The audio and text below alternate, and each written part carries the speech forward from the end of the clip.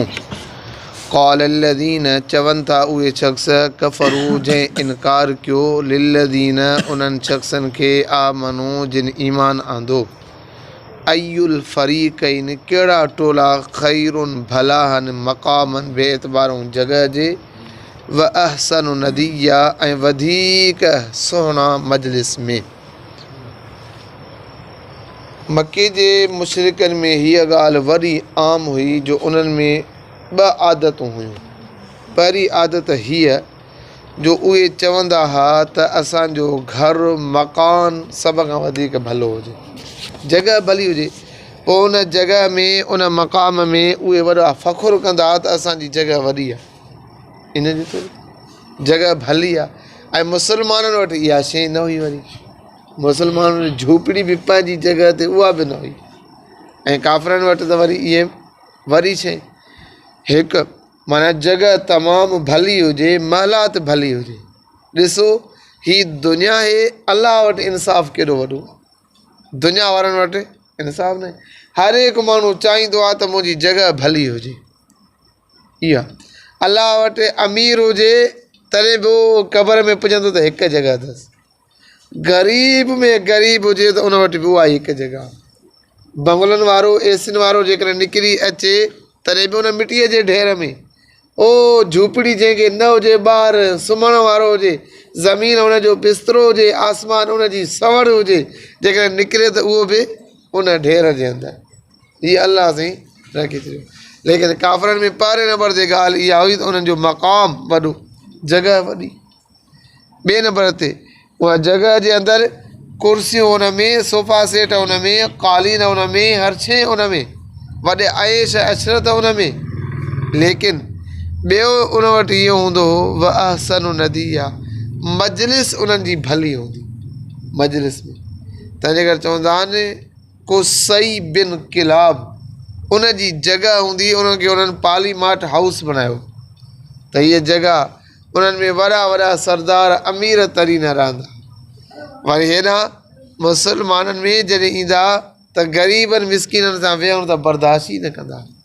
साईं जिन खे चवंदा मोहम्मद करीम हिननि खे उथारे ग़रीब मिसकिन वेठा थी, इन्हनि खे पाण खां उथारे त पोइ असां तोसां वेहंदासीं। हिकु पोइ अती चवंदा, पोइ साईं जिन फरमाए ते ग़रीब सुहेब वारा, रूम वारा, हज़रत बिलाल वारा ऐं हज़रत अम्मार वारा, हिननि त कलमो पढ़ियो आहे न, ख़बाब बिन अरत वारनि, हे त हूअं ई मुंहिंजा आहिनि। चलो ठीकु आहे, जेकॾहिं काफ़िर सुधी पवंदा, मुस्लमान वॾा वॾा सरदार थी पवंदा, चलो हिननि खे हिकु साइड मां कयां थो। मोहम्मद करीम दिलि में थोरो ख़्यालु कयो, हिननि खे हिकु साइड कयां, हुननि खे विहारियां, चंद मिंट विहनि, ॻाल्हि कयां। साईं जिन त इहा ॻाल्हि सोची बर्दाश्त कई, हुन बर्दाश्त न कई, मथों हाल उन चयो मोहम्मद करीम सल्लल्लाहु अलैहि वसल्लम इन्हनि खे उथारी न हुननि जे करे, जो हुननि जे करे हिननि ग़रीबनि खे उथारे, हिननि त कलमो पढ़ियो थी न, हे त तुंहिंजा आहिनि न, पंहिंजनि खे त उथारे परावनि जे करे, इन्हनि खे न उथारे। तव्हां पाण वॾा सियाणा चवंदा हो त पराओ मारे उस में फिटी कबो आहे, पंहिंजो मारे वरी बि काथे फिटी कंदो, छांव में। हे मिसाल आहे बराबरि, हे त पंहिंजा थी, कलमो पढ़ियो अथऊं, हिननि खे त उथारे पाण खां। साईं जिन फरमायो चलो ठीकु आहे, उथारिया न कोन थो, वेठा हुजनि, मां पाण थो उथियो वञा, हलो सरदारूं तव्हां होॾे वियो त मां मोहम्मद उथी थो अचां। अलाह साईं क़ुर में फरमायो वस्बिर नफ्सक मअल लज़ीन यदऊन रब्बहुम, मोहम्मद करीम तोखे बि उथण जी इजाज़त कोन्हे, पंहिंजे नफ़्स खे हिननि ग़रीबनि सां रोके रखो, न उथिजांइ हितां। फरमायो चलो ठीकु आहे, जेकॾहिं हिननि खे बि नथो उथारियां, मां मोहम्मद करीम बि हितां नथो उथां, चलो तव्हां हिन पासे वियो सरदारो, तव्हां मां मोहम्मद थोरो मुंहुं फिराए हेॾे थो विया। अल्लाह तबारक व तआला फरमायो वला ताअद ऐनाक, हिननि को नज़र बि फिराए हेॾे करण जी बि इजाज़त कोन थी।